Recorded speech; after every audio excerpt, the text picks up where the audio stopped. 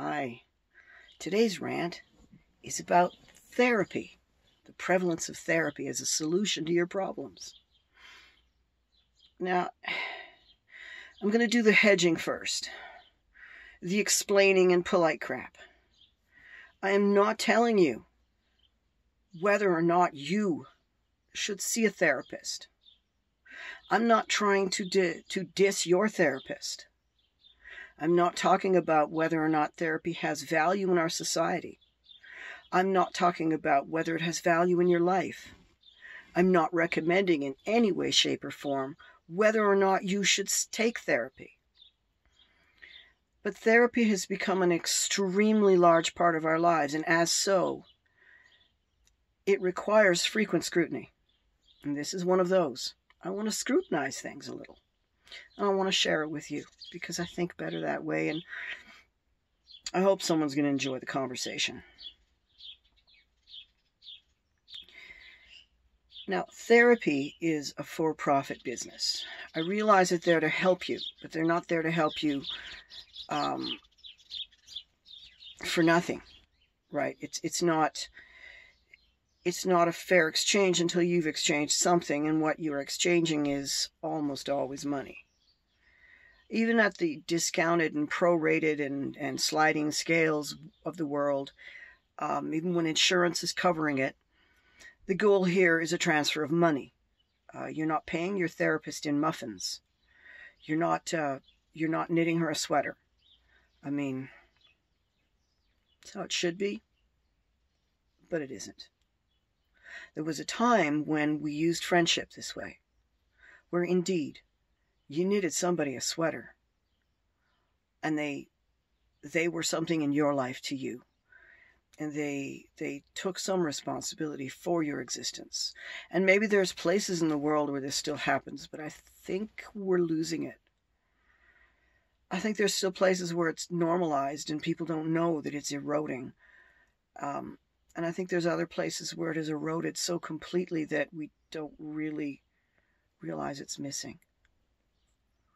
That social interaction that neighbors once had, that families that aren't toxic still have, that used to extend beyond the nuclear family and is now become mired in a morass of obligations and nuances and red flags and no contacts and gray rocks.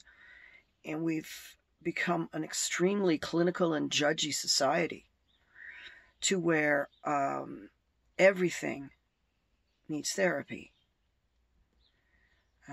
You go to the doctor for a splinter. You go to the psychiatrist for the blues. And on the surface, it really sounds like a good idea. Like, yeah, okay. You may not have those friendships, and we all want those friendships, but the reality is, and you're not wrong about that. I can see how having therapists around every corner would really slow down our motivation to make friends, because with a therapist, the obligation is very cut and dried. You paid to be there and you're gone. You don't speak to them outside of their work boundaries that they set. And they set them firmly, and you trust them at any rate to be a balanced and mentally healthy individual. And that could be a whole other video. The way that psychiatry seems to draw the unbalanced individuals and the narcissists, and how much abuse is rampant in the field. But never mind. We're going to walk past that, and we're just going to work with those real sweet people, the people that have a really good advice, that used to be the card reader in town, or the tea shop owner, or the hair. They used to offer some other service. Now they offer their time as a therapist, and they need to eat. So, and they want a nice house too. Their kids want a pool, and speaking of which, their kids need new shoes too. And so it goes. And so now we get to the crux of the matter. As a for-profit business, a therapist profits best by considering certain key factors. The amount of time that you spend with them, okay, that's your upfront fee. The length of time that you spend with them, that's your longevity. That's how many years are they going to be drawing a steady income from you versus having to replace you constantly and meet a new person and figure the new person out. And you think it's stressful meeting new people, right? Well, they do it for a living. And of course, they're going to be more comfortable with clients that stick around. So there's motivation there to keep you there. But they're supposed to be healing you, so you don't need a therapist. I mean, that's the general concept. And it's not an ongoing friendship, even though you have made yourself so vulnerable it should be. And your therapist may or may not have divulged some personal stories which may or may not be true in order to make you feel more comfortable. That's part of the job. So you don't know, and you don't really stop to think about whether or not it's an honest or fair exchange. You're just glad someone wants to listen to your crap, which is all of a sudden something your therapist ought to be working on with you. Why would you think someone wouldn't want to listen to your crap? Why do you think that your crap needs to be aired if it's unairable? Combination of both, you know. Why do you need to air your crap, and why do you think someone wouldn't feel honored that you trusted them with it, and that this was a deepening of a friendship that you trusted? And why do you not have a person in your life that you want to invite that deeply? And now we get to a social problem that having therapists is creating, which we're going to deal with in Chapter 2. In Chapter 1, the last little bit of this is how a therapist or therapeutic company can stand to profit, and that's kickbacks from drug companies. If your therapist is prescribing or working with your doctor to prescribe, it's entirely possible one or both are receiving some kind of reward.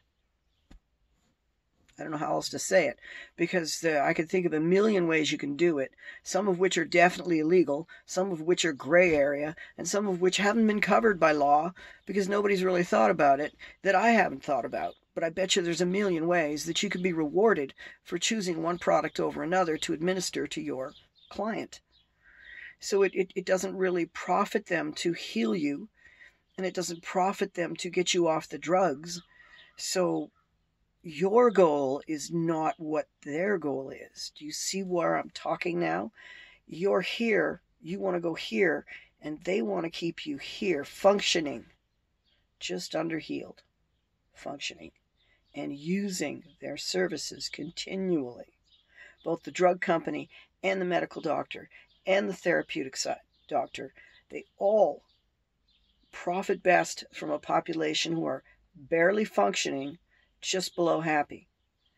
And that's something that we need as a society to address, because it is happening. And if you stop and think about the people in your life that you do know, the people that you have spoken with, the stories that you've watched, what you do know about the world, I'm sure you'll start noticing a little of that. People who are just on these things for years, and they just swap out from one to the next, and they take a handful of pills because some of them are there for the side effects of some of the others.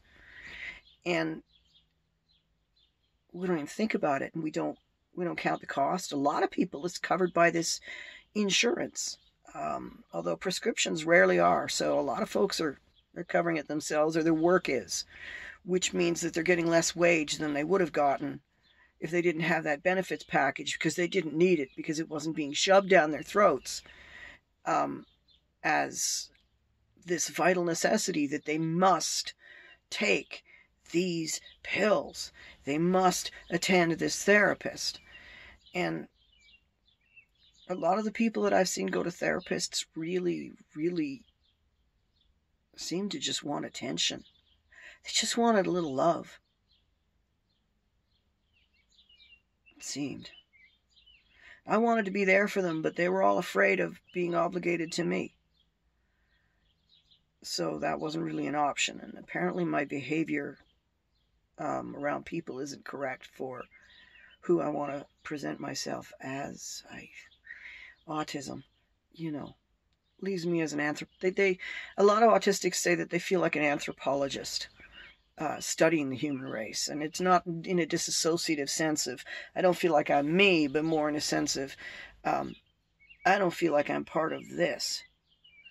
And so you feel apart from it, and you are often set apart, and by combination of feeling apart and behaving weird and having different emotional responses natively to things, you become set apart. You know, a group of one.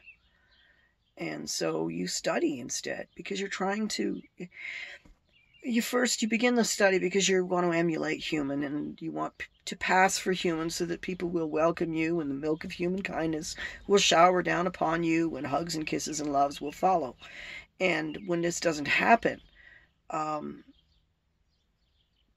then you've figured it out why, or you're well on the way to figuring out why, and you learn in time that it doesn't happen. That you're talking about Charles Dickens' fantasy novel. You're talking about The Wizard of Oz, a fantasy novel.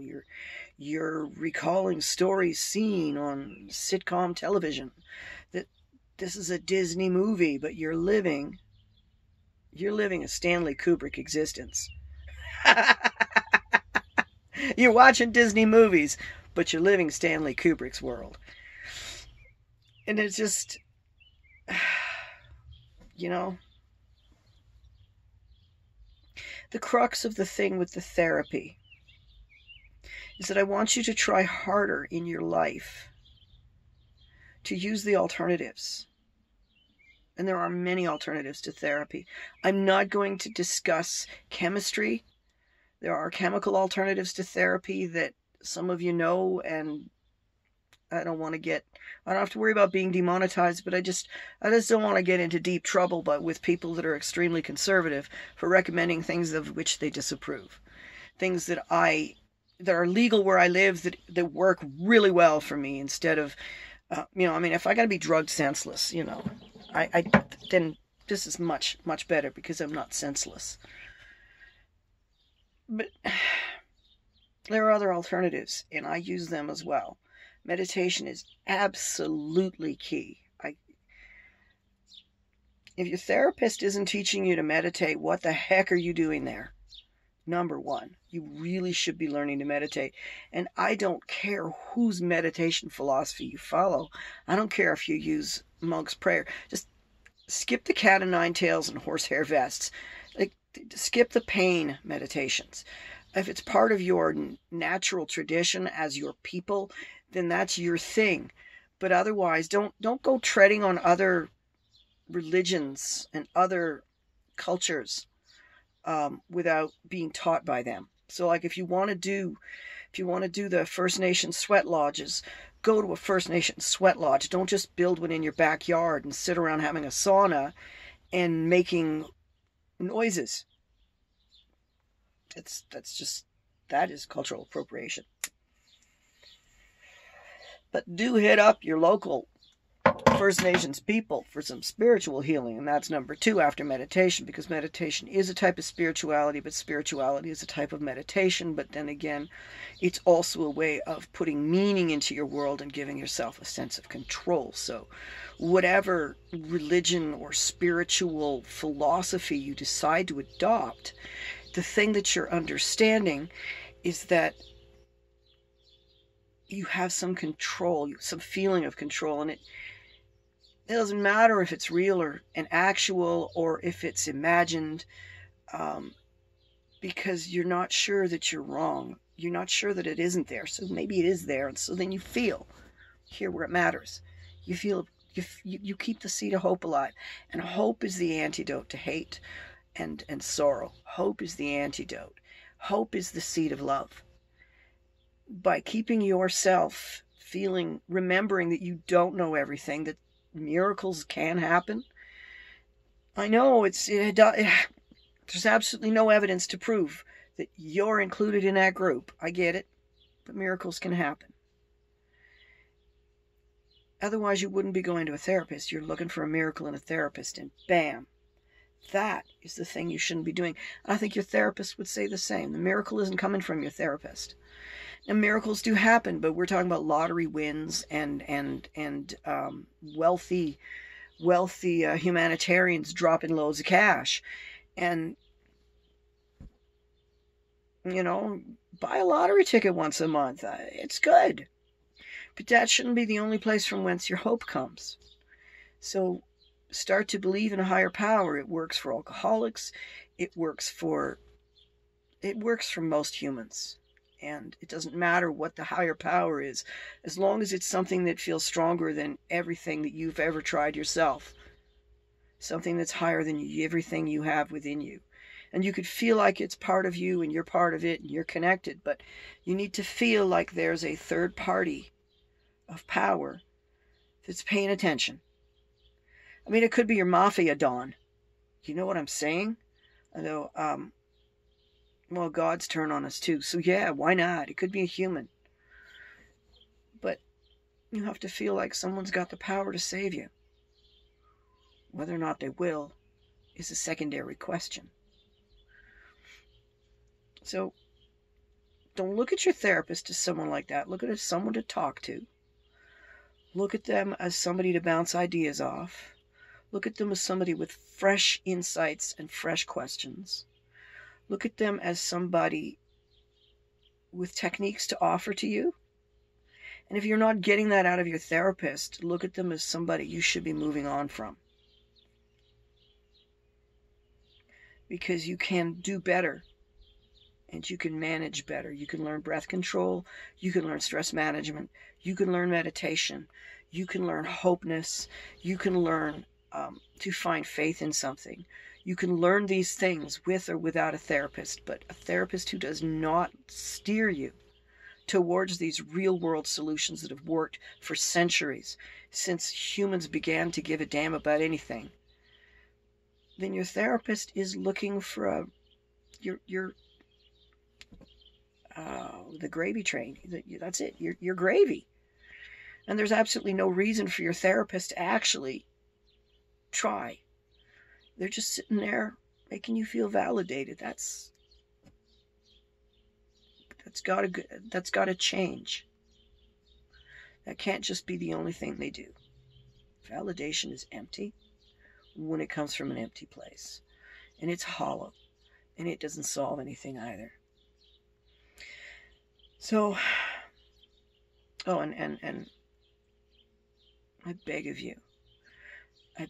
of you, explore the alternatives before you explore the pharmaceuticals.